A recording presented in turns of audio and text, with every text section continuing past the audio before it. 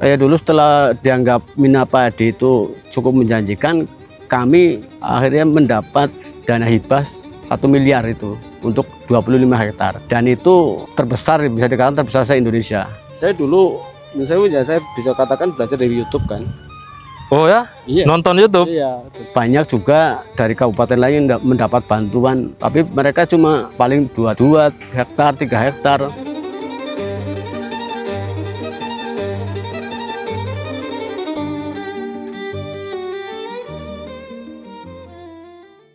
Kalau dengar kata sawah, yang terlintas di kepala biasanya cuma padi dan lumpur. Tapi Desa Panembangan punya pandangannya sendiri. Di sini, warga lokal mengelola ekosistem dengan cara yang tidak biasa. Di atas tanah tumbuh padi, tapi di bawah airnya hidup ribuan ikan. Sebuah metode yang disebut Mina Padi. Untuk membuktikan seperti apa bentuk dan cara kerja Mina Padi ini, Tahta akan membawa kita berkeliling langsung di lokasi.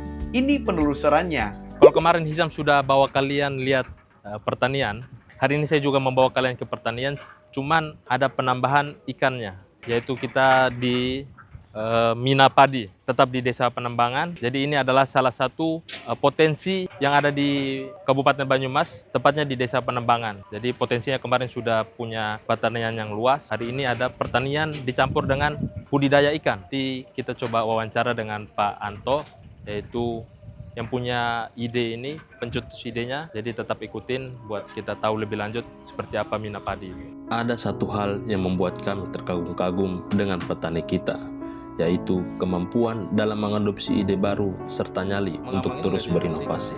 Warga di Panembangan melihat sawah bukan cuma sebagai tempat menanam padi, tetapi sebuah ekosistem produktif yang bisa dioptimalkan. Dengan kejelian dan perhitungan yang matang, mereka berhasil menggabungkan dua sektor pangan yang berbeda di satu lahan yang sama. Membuat padi dan ikan tumbuh berdampingan secara harmonis tentu butuh pengalaman, kecermatan, dan pemahaman tanah yang dalam. Jadi saya jelaskan bahwa Mina Padi adalah, Mina itu artinya ikan, padi adalah padi.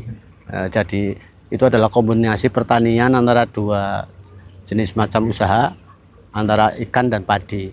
Program yang kebetulan saya dulu itu mencoba gimana caranya merintis, gimana petani itu bukan cuma satu usaha aja yang dihasilkan. Jadi saya mencoba belajar untuk mengkombinasikan antara sistem pertanian yang bisa menghasilkan dua keuntungan. Secara biologis, integrasi dua sektor ini memang menciptakan rantai pasok alami yang sangat efisien. Kehadiran ikan di sela-sela batang padi mampu menekan ketergantungan petani pada pupuk anorganik, sekaligus memangkas biaya operasional pakan secara signifikan. Dampak langsung dari ekosistem ganda ini dirasakan betul oleh para pengelolanya di lapangan. Jadi jauh sebelumnya itu kan petani cuma kecenderungannya berpikir masalah padi toh kan. Padahal di sini kan kebetulan secara struktur wilayah itu kan mendukung untuk terjadinya program tadi dua jenis. Karena apa? Sini kan air melimpah katakanlah, tidak pernah gagal panen. Kenapa tidak kita berpikir untuk membudidayakan yang bisa mendukung untuk usaha itu, yaitu perikanan gitu loh. Jadi kita mengombinasikan, saya juga pernah mencoba belajar. Kebetulan saya belajar mandiri dulu. Jadi saya mencoba mengombinasikan antara pertanian dan perikanan gitu. Itu yang perlu diketahui bahwa justru itu adalah keuntungan besar. Karena apa? Secara tidak langsung kita dengan adanya Mina Padi itu ada, kalau bahasa anunya itu simbiosis mutualisme ya, saling menguntungkan. Jadi kalau ikan itu dia dapat pakan tambahan dari kayak semacam tanaman yang tumbuh di dalam area pertanian. Sedangkan dari padi dia mendapat keuntungan dari kotoran ikan. Itu kan pupuk alami. Dan pupuk alami itu kan sangat mendukung untuk kita pakai pupuk kimia. Itu kan biasanya prosesnya saat kan. Saat dalam arti penyerapan saat. Tapi kalau ikan kan alami itu terus menerus. Jadi tanah terlalu gembur gitu. Mengenalkan metode baru di tengah lingkungan yang sudah nyaman dengan pola lama jelas bukanlah perkara yang mudah. Ketika teori sulit menembus tradisi lokal, inovasi mandiri menjadi satu-satunya jalan yang paling rasional. Itu memang ada banyak sekali tantangan karena ini adalah merubah pola pikir. Jadi nunsewunya kebanyakan kalau petani sini kan katakanlah bisa dibilang itu golongan kolonial, sesepuh-sepuh kan. Ya itu kan jadi mereka kalau diberi teori kan mesti nggak masuk.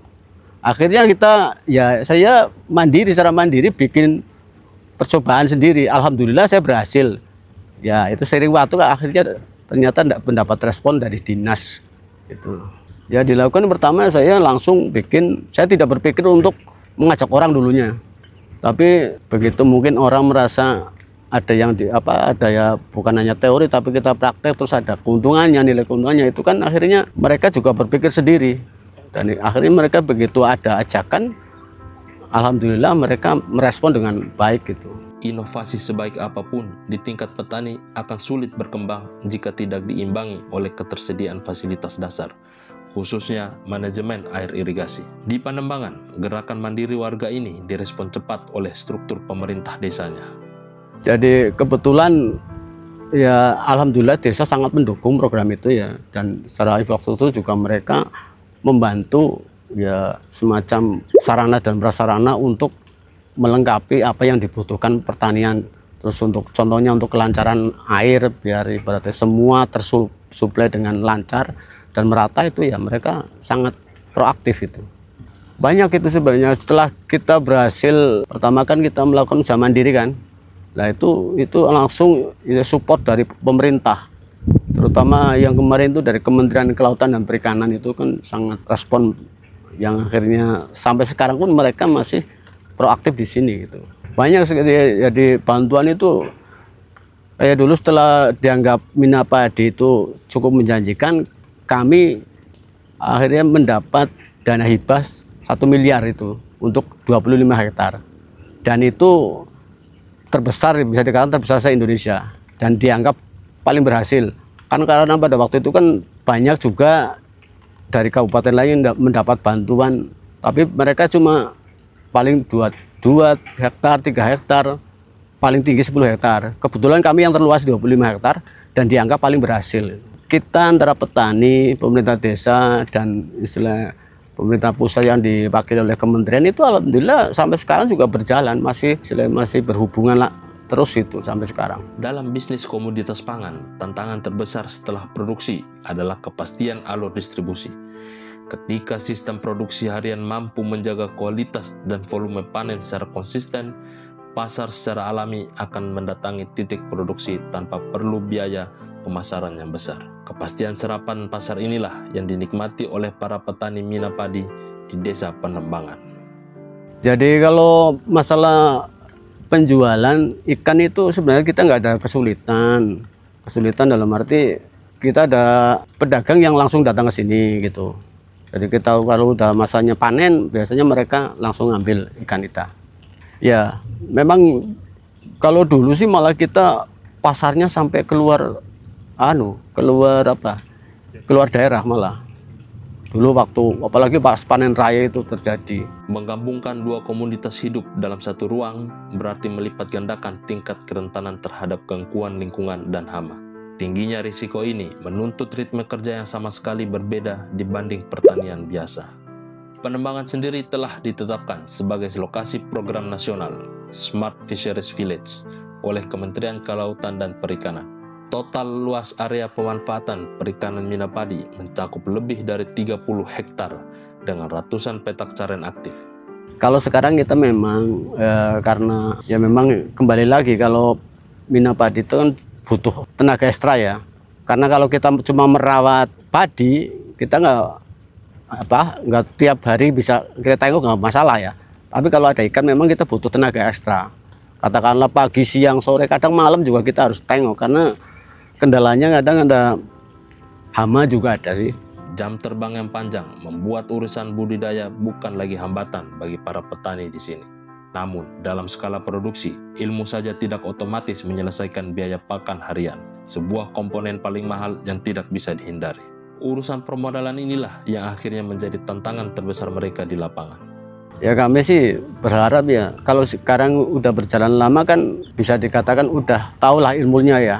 Cuma ada kendalanya itu kita permodalannya. Permodalan arti karena kita butuh yang namanya pakan ikan. Tapi kalau sebisa mungkin, kalau memang kita udah banyak mendapat pelatihan masalah pakan ikan ini dan itu, tapi karena kita bahan juga harus mencari dan prosesnya juga lumayan sulit itu. Paling kita bisanya ya semacam permodalan untuk ibaratnya beli pakan ini dan itu. Kalau masalah benih kita alhamdulillah sudah menjadi sumber benih juga. Di tengah ancaman krisis regenerasi, kedaulatan pangan masa depan berada di tangan generasi muda. Pangan adalah fondasi utama stabilitas negara yang tidak bisa terus-menerus ditopang oleh generasi terdahulu. Estafet dari generasi perintis kini menunggu keberanian anak muda yang tak ragu mengambil alih peran strategis ini. Ya, untuk anak muda jangan pernah punya rasa malu lah dan gengsi dengan pertanian ya. Intinya pertanian juga suatu hal yang sangat menarik dan menjanjikan. Jadi jangan sekali-kali berpikir negatif pertanian, karena pertanian pada saatnya ke depannya juga akan memegang peranan penting dalam kehidupan bangsa dan negara. Ini untuk semua, untuk masa depan anak-anak kita juga gitu. Perbincangan kami berlanjut di pinggir pematang saat Pak Anto mengajak kami melihat langsung area mina padi dan cara mereka menjaga keseimbangan antara tanaman padi dan budidaya ikan. Itu coba kalian lihat air gerak-gerak itu di dalam. Coba kamera ke situ. Jangan saya terus. Nah itu. Gerak-gerak kelihatan ya? Nah, itu ikannya bersembunyi di bawah lumpur. Tidak mengganggu ekosistem padi.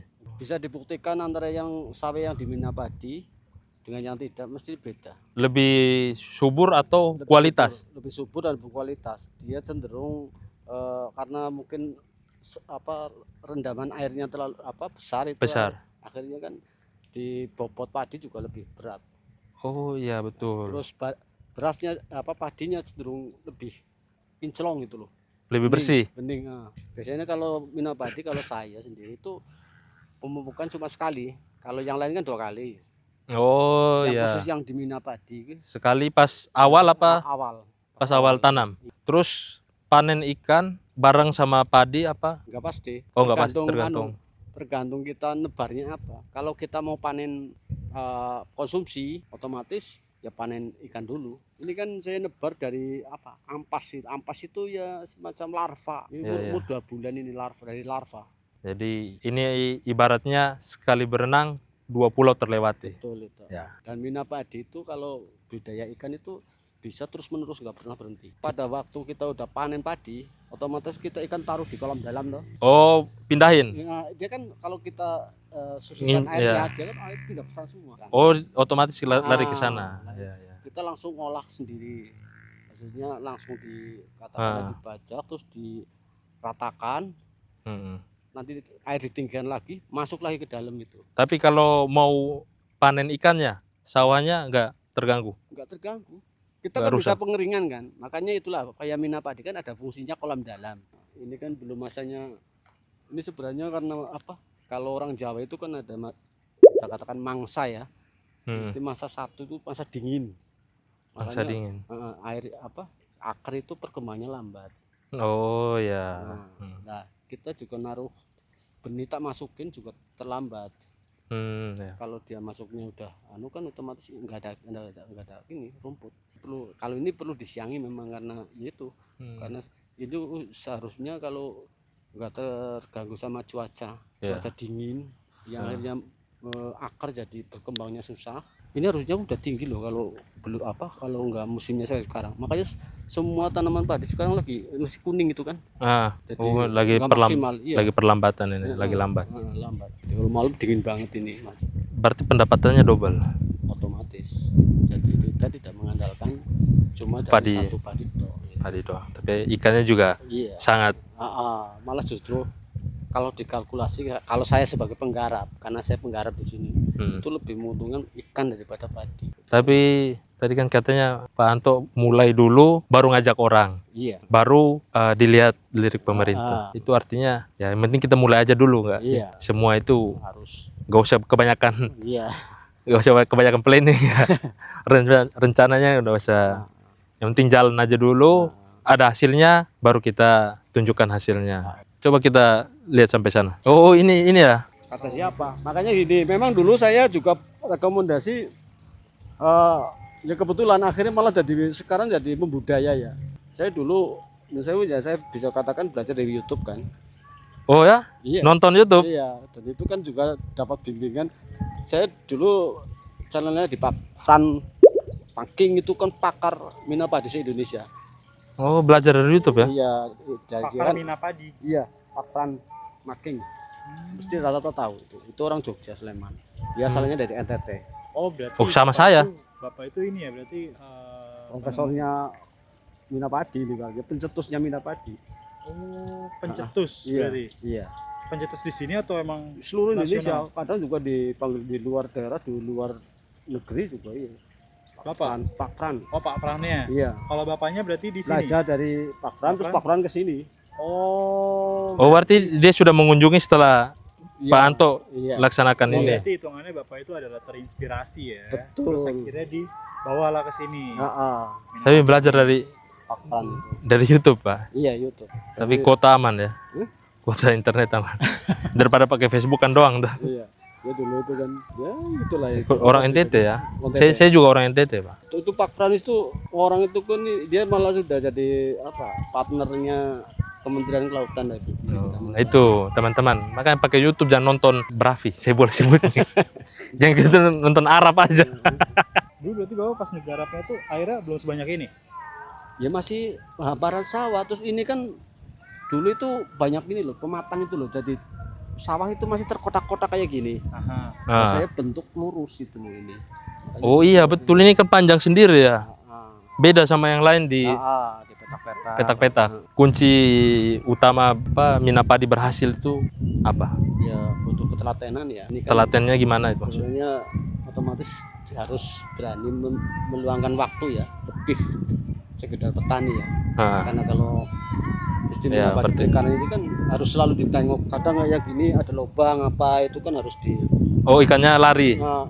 airnya susut. Oh iya. Kan harus dikontrol terus.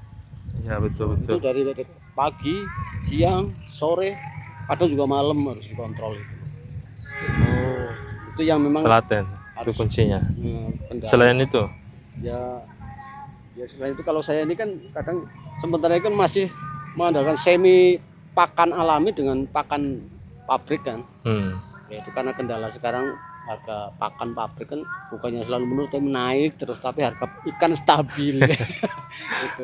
Cuman kan kadang makanya mungkin banyak yang memilih kalau ada yang bisnis ikan, bisnis peternakan. Kalau saya bikin lah ikan nggak dikasih makan juga nggak teriak-teriak. Kalau kambing nggak dikasih makan berisikin tetangga. tapi dagingnya beda nggak sih? Beda. Rasanya beda. Apa yang Ikan hasil Minapadi ini sama ikan di kolam biasa kolam biasa. bisa lebih. Kalau di sini beda karena ini Dagingnya kan airnya lebih apa? langsung Lebih. sirkulasi cepat gitu. Putaran airnya itu. Oh iya, airnya baru terus. Betul. Terus ini kan katakanlah bukan air limbah. Iya betul sih. Dari Ini langsung sumber ya. Nah, Dari Gunung Slamet. iya, itu kan ada curug Cipendok. Jadi itu di belakang sana guys, di sana Gunung Slamet itu. Di sana Gunung Slamet, di sana curug Cipendok itu. Pak di depan ada ini ya, terapi ikan gratis. Iya, dia terapikan. Ikan Coba apa itu, Pak? melem itu. Sepatunya Pakai dilepas coba. Ikan apa itu Pak? Melem. Melem. Nah, Ikan Tapi- yang ditaruh di sini apa? nila. Nila. Oh nila. Ya, idealnya Ini kalau kaki saya habis sudah panas-panas, nggak tahu baunya sudah seperti apa. Masuk sana ikannya mati nggak Pak? Kita ini Pak Anto sarankan kita coba terapi ikan apa Pak? terapikan nilam. Ikan nilam. Nilam. Nilam itu nanti kaki kita digigit. Tapi bukan kayak ini ya, bukan kayak ikan piranha. Jangan terlalu banyak nonton film. Ini Pak Anto ya. Ya ini warkopnya Pak Anto. Teman-teman yang datang ke desa Penambangan Kabupaten Banyumas harus mampir ke Warkop 19 Minapadi miliknya Pak Anto. Base camp ya, istilahnya base camp. Gubernur siapa waktu itu? Jawa Tengah, Pak Ganjar ya. Sampai sini. Luar biasa. Ya kita ya aduh. Semoga ikannya nggak mati ya kena kaki saya ini Pak. Oh, wow. Sumpah geli.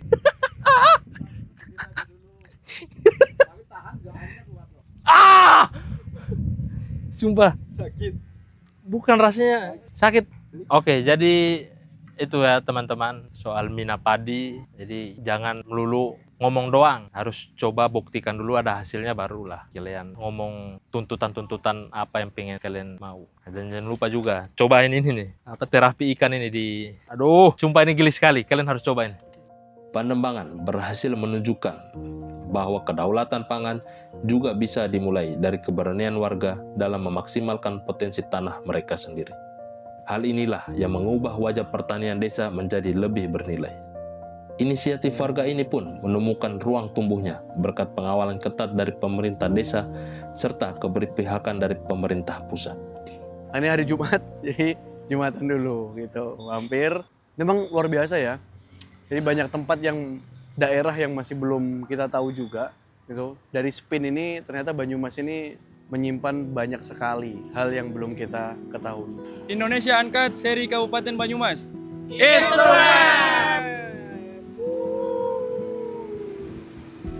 Perjalanan di Banyumas memberikan ruang refleksi yang begitu dalam bagi kami.